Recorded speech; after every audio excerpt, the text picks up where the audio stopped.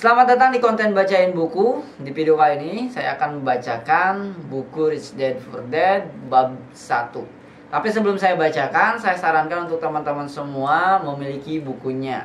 Silahkan miliki bukunya, linknya ada di deskripsi. Karena dengan membaca sendiri itu biasanya feel-nya lebih dapat, ilmunya lebih dapat. Tapi kalau teman-teman mau dengarkan audio ini, silahkan dengarkan pada saat waktu yang luang. Bisa dalam perjalanan menggunakan headset, bisa sambil tiduran, OTW mau tidur. Manfaatkan waktu untuk upgrade diri terus daripada terbuang sia-sia. Baik, saya Andri Budiman dari Koinspirasi Digital. Saya akan bacakan bukunya sekarang.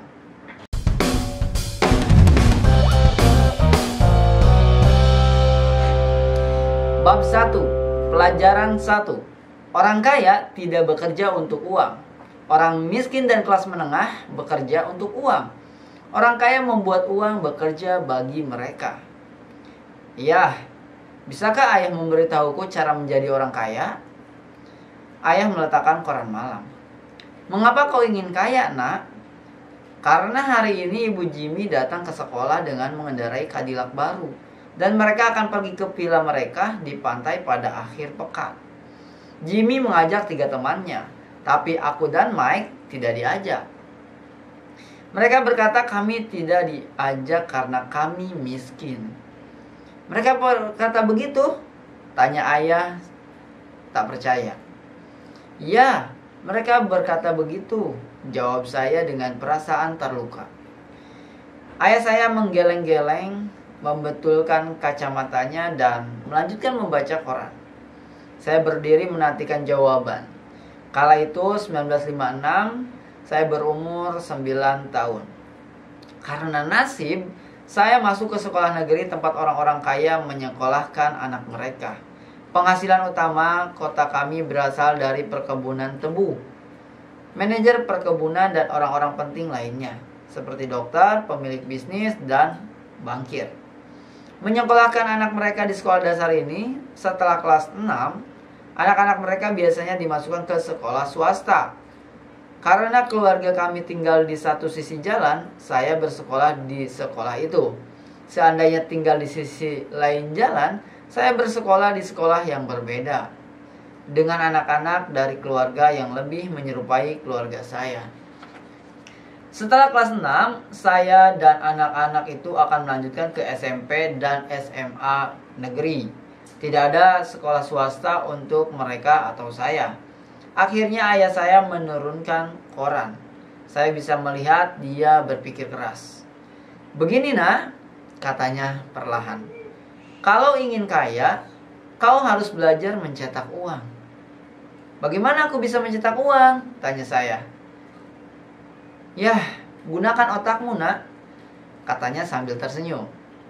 Bahkan waktu itu pun saya tahu perkataannya itu sebenarnya berarti hanya itu yang bisa ayah katakan padamu. Atau ayah tidak tahu jawabannya. Jadi jangan membuat ayah malu. Membentuk kemitraan.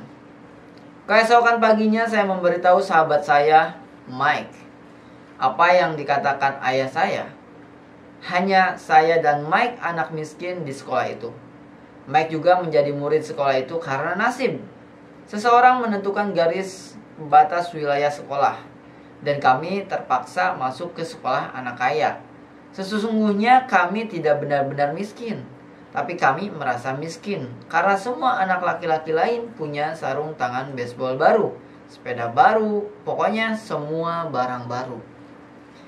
Ibu dan ayah memenuhi kebutuhan dasar kami, seperti makanan, tempat tinggal, dan pakaian. Akan tetapi, hanya itu yang mereka penuhi. Ayah saya biasa berkata, kalau kau menginginkan sesuatu, bekerjalah untuk mendapatkannya. Kami menginginkan banyak hal, tapi tak banyak pekerjaan yang tersedia bagi anak usia 9 tahun. Jadi, apa yang harus kita lakukan untuk menghasilkan uang? Tanya Mike. Aku tidak tahu, kata saya. Tapi maukah kau menjadi mitraku? Dia setuju. Jadi, pada Sabtu pagi itu, Mike menjadi mitra bisnis pertama saya. Kami menghabiskan pagi itu mencari ide untuk menghasilkan uang. Kadang kami membicarakannya. Anak-anak keren yang sedang bersenang-senang di villa pantai Jimmy agak menyakitkan. Tapi itu bagus, karena memberi kami inspirasi untuk terus memikirkan cara menghasilkan uang. Akhirnya, siang itu kami mendapat gagasan. Gagasan itu didapat Mike dari buku sains yang dibacanya. Kami berjabat tangan dengan penuh semangat dan kemitraan kami sekarang mempunyai bisnis. Selama beberapa minggu selanjutnya, saya dan Mike mendatangi rumah tetangga, mengetuk pintu dan bertanya, apakah mereka berkenan menyisihkan tube pasta gigi untuk kami? Meskipun keheranan, sebagian besar orang dewasa mengabulkannya sambil tersenyum. Sebagian bertanya, apa yang akan kamu lakukan? Yang kami jawab, kami tidak bisa memberitahu Anda, ini rahasia bisnis. Seiring minggu demi minggu berlalu, ibu saya semakin bertanya-tanya. Kami membeli tempat di samping mesin cucinya untuk menimbun bahan-bahan tersebut. Dalam kardus coklat yang penuh digunakan untuk menyimpan botol saus tomat. Tumpukan tube pasta gigi bekas itu mulai bertambah tinggi.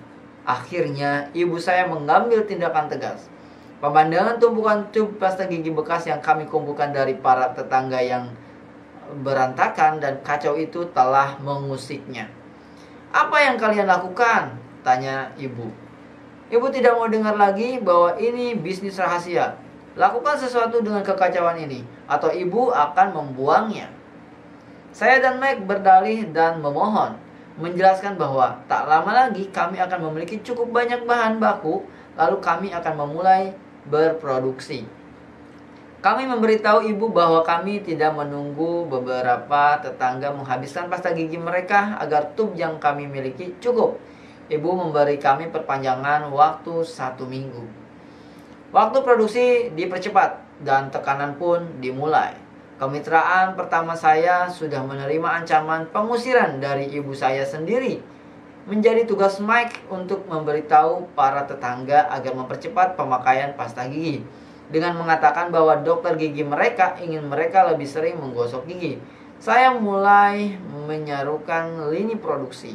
Suatu hari, ayah pulang bersama teman dan melihat 2 bocah usia 9 tahun di jalur masuk mobil, memproduksi sesuatu dengan kecepatan tinggi. Bubuk putih halus terlihat di mana-mana.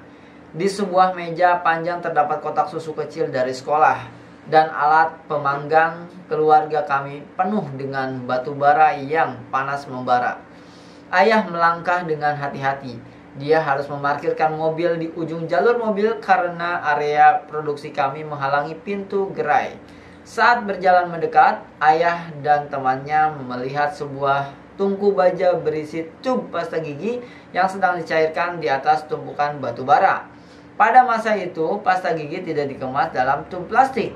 Tub itu terbuat dari timah. Jadi ketika dibakar, tub itu meleleh ke dalam panci baja kecil. Tub itu lumer sampai menjadi cairan.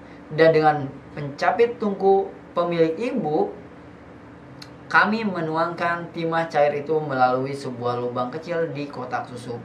Kotak susu itu berisi gips kapur. Bubuk putih tercecer di mana-mana karena tergesa-gesa. Saya menyenggol kantong gips dan sekitar garasi terlihat seperti baru saja dihantam badai salju. Kotak susu itu adalah wadah luar cetakan gips tersebut. Ayah dan temannya mengamati ketika kami dengan hati-hati menuangkan timah cair itu melalui lubang kecil di atas gips kapur berbentuk kubus. Hati-hati, kata ayah saya. Saya mengangguk tanpa mengangkat wajah. Akhirnya, setelah semua sudah dituang, saya meletakkan panci baja itu dan tersenyum pada ayah. Kalian sedang apa? Tanyanya dengan senyum waspada. Kami melakukan apa yang ayah katakan padaku. Kami akan kaya, kata saya. Ya, sahut Mike sambil menyeringai dan mengangguk. Kami rekanan bisnis. Apa yang ada di dalam cetakan gips itu? Tanya ayah saya. Lihat saja, kata saya. Hasilnya pasti bagus. Dengan palu kecil saya mengetuk-ngetuk segel dan membagi 2 cetakan itu. Dengan hati-hati saya menarik cetakan gips bagian atas dan keping koin timah jatuh. Astaga, seru ayah saya. Kalian mencetak uang koin dari timah? Betul, kata Mike. Kami melakukan apa yang Bapak katakan kepada kami. Kami mencetak uang. Teman ayah berpaling dan tertawa terbahak-bahak. Ayah saya tersenyum sambil menggeleng-geleng. Selain api dan sekotak tube pasta gigi bekas, di depannya berdiri dua bocah laki-laki yang terselubung debu putih dan menyeringai lebar. Dia meminta kami meletakkan semuanya di tanah dan duduk bersamanya di tangga depan rumah sambil tersenyum secara halus. Dia menjelaskan arti kata pemalsuan. Impian kami hancur. Maksud Bapak, ini ilegal? Tanya Mike dengan suara bergetar. Biarkan saja mereka melakukannya, kata teman ayah saya. Mereka mungkin sedang mengasah bakat alami mereka. Ayah membelalak kepadanya. Ya, ini ilegal, kata ayah saya lembut. Tapi kalian telah memperlihatkan kreativitas yang sangat besar dan pikiran yang orisinal. Teruslah berusaha, ayah sangat bangga pada kalian. Dengan kecewa, saya dan Mike duduk diam selama sekitar 20 menit sebelum memulai membersihkan kekacauan yang kami timbulkan. Bisnis ini berakhir pada hari pembukaan. Sambil menyapu bubuk gips, saya menatap Mike dan berkata, sepertinya Jimmy dan teman-temannya benar. Kita orang miskin. Ayah saya sedang akan pergi ketika saya mengatakan hal itu. Nah, katanya, kalian miskin hanya kalau kalian menyerah. Yang paling penting adalah bahwa kalian melakukan sesuatu. Kebanyakan orang hanya berkata dan bermimpi ingin kaya. Kalian sudah melakukan sesuatu. Ayah sangat bangga pada kalian berdua. Ayah katakan sekali lagi, teruslah berusaha, jangan menyerah. Saya dan Mike berdiri membisu. Itu kata-kata yang menyenangkan, tapi kami masih tidak tahu harus berbuat apa. Jadi, mengapa ayah tidak kaya? Tanya saya. Karena ayah memilih menjadi guru sekolah. Guru sekolah sama sekali tidak berpikir untuk menjadi kaya. Kami hanya senang mengajar. Andai ayah bisa bantu kalian, tapi ayah benar-benar tidak tahu cara menghasilkan uang. Saya dan Mike berbalik, melanjutkan membersihkan tempat itu. Saya tahu, kata ayah. Kalau kalian ingin belajar dan cara menjadi kaya, kalau kalian ingin belajar cara menjadi, jangan bertanya pada saya. Bicaralah pada ayahmu, Mike. Ayah saya, tanya Mike dengan wajah tertekuk. Ya, ayahmu, ulang ayah saya sambil tersenyum. Saya dan ayahmu memiliki bankir yang sama. Bankir itu kagum dengan ayahmu. Beberapa kali dia berkata kepada saya bahwa ayahmu hebat menghasilkan uang. Ayah saya, Mike bertanya lagi dengan rasa tidak percaya. Lalu kenapa kami tidak punya mobil dan rumah bagus seperti anak-anak kaya di sekolah? Mobil dan rumah bagus tak selalu berarti kau kaya atau tahu cara menghasilkan uang, sahut ayah saya. Ayah Jimmy bekerja di perkebunan gula. Dia tidak terlalu berbeda dengan saya.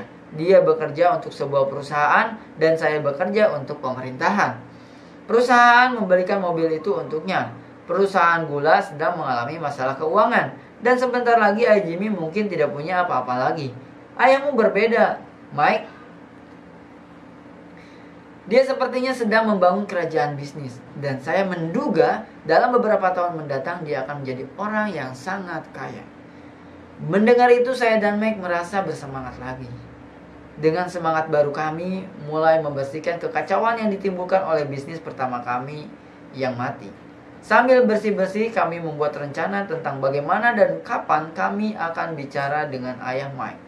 Masalahnya, ayah Mike bekerja dalam jam yang panjang dan seringkali baru pulang larut malam. Ayah Mike memiliki beberapa gudang, sebuah perusahaan konstruksi, sebuah toko waralaba, dan 3 restoran. Restoran itulah yang membuatnya pulang larut malam. Mike pulang naik bus setelah kami membersihkan semuanya. Malam itu dia akan bicara dengan ayahnya, bertanya apakah ayahnya mau mengajari kami cara menjadi kaya. Mike berjanji akan menelpon begitu dia sudah bicara dengan ayahnya, sekalipun udah larut malam. Telepon berdering pukul 20.30. Oke, kata saya, Sabtu depan. Saya menutup telepon, ayah Mike setuju untuk bertemu dengan saya dan Mike. Pada Sabtu pagi, saya naik bus pukul 7.30 ke daerah pinggiran kota yang miskin. Pelajaran dimulai.